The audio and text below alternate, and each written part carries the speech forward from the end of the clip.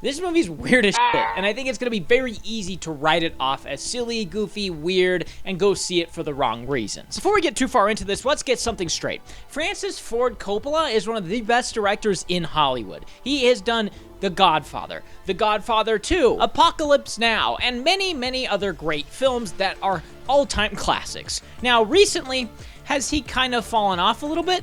Sure. Going from the director of Apocalypse Now to the director of Twixt probably doesn't feel that great. I write because of the incessant financial burdens that hound me.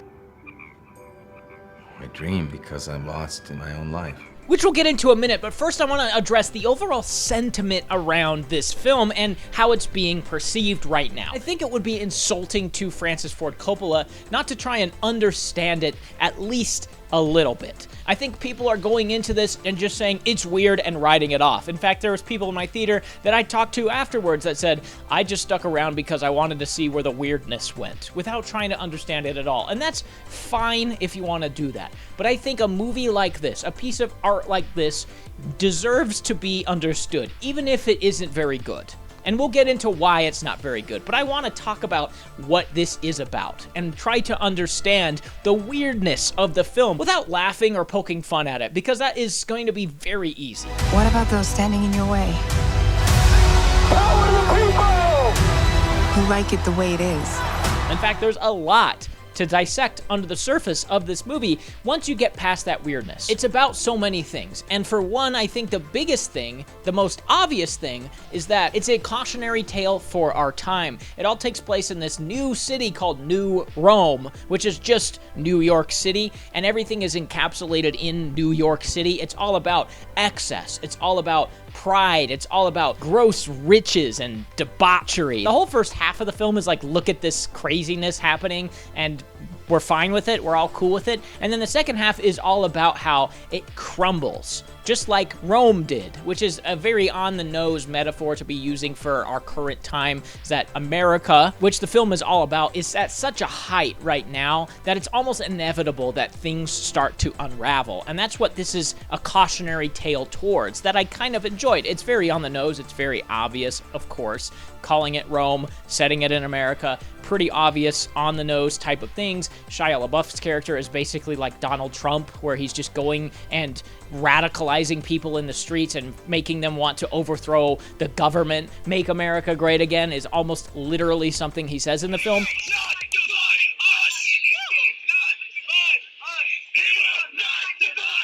So that's fairly obvious, and that's okay, because some of the stuff that's even further under the surface is much more interesting, and one of those things happens to be about, I think, Francis Ford Coppola himself. One of the characters in the film is the mayor of New Rome, and he's in this constant struggle, rivalry almost, with Adam Driver's character, who's named Caesar, again on the nose, but Caesar's trying to create a new world, and the mayor is pushing back on that, because the old world is something that he's comfortable with. But it feels like it because the mayor's name is literally Francis. It's like he named this character after himself because it is him. And he's handing the torch off to this younger generation. He's finally accepted that his time has passed. And that is accentuated by all the people with him, except for Jason Schwartzman, being kind of that old guard. He has Justin Hoffman as his like right-hand man, security guy. He has John Voight, who is like the owner of this bank. Every single one of them passes the torch to the new generation. The mayor passes the torch.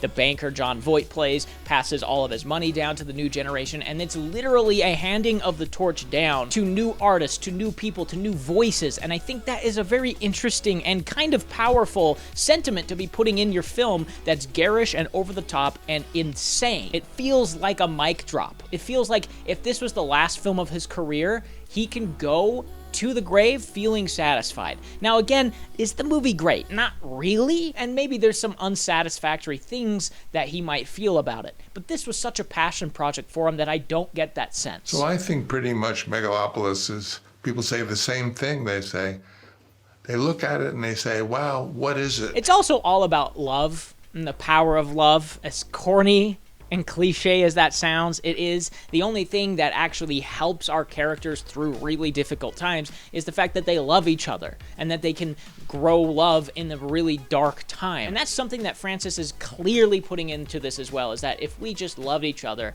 then we would build a utopia naturally. Yes, it's weird. Yes, a lot of it is kind of nonsensical. Yes, a lot of it is very stupid. And yes, some of it comes across almost like a Neil Breen movie. There's still so much to accomplish, but is there time?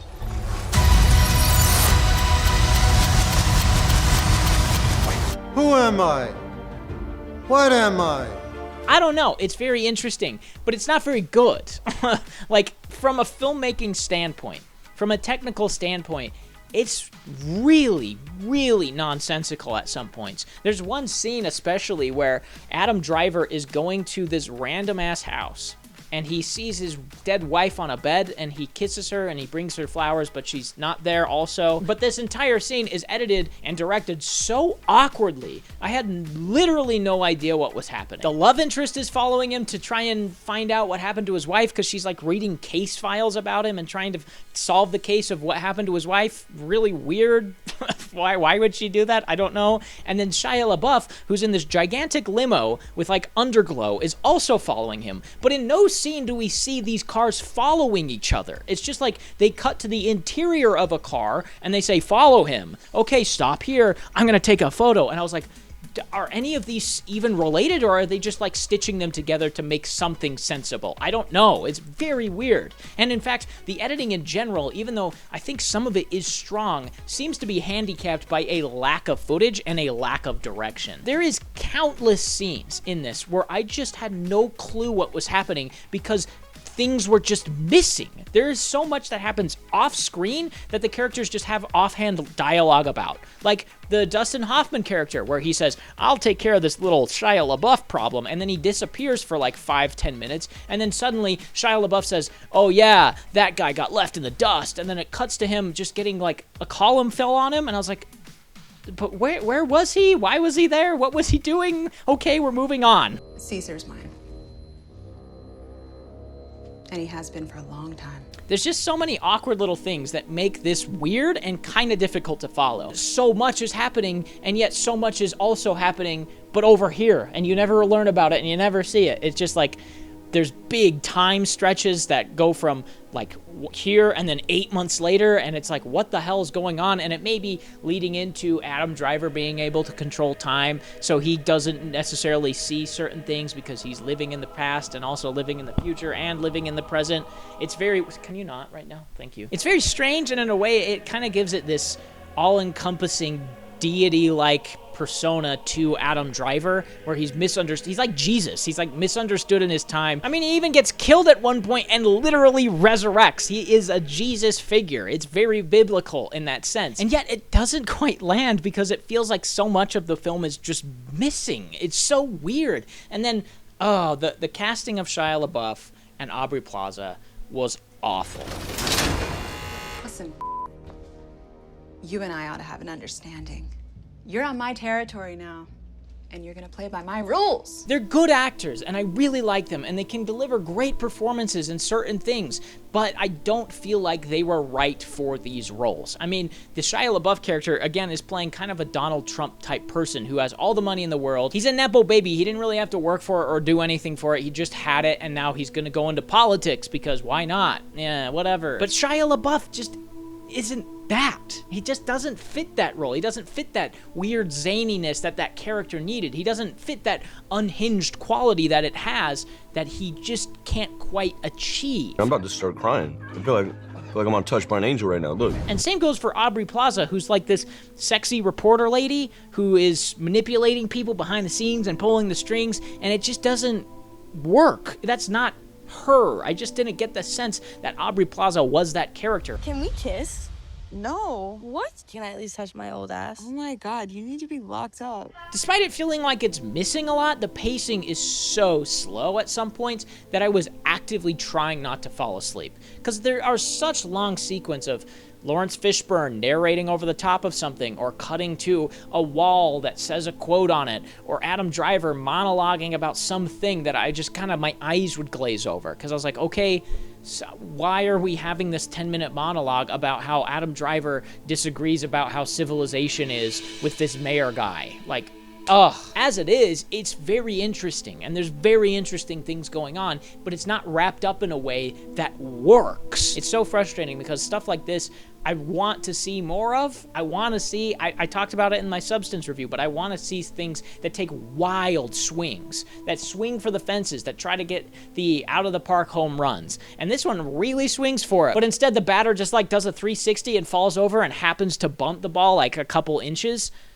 Like, it's, you know, you hit the ball, but you also fell on your ass and probably got striked out. Like, you know. Was that an interesting metaphor?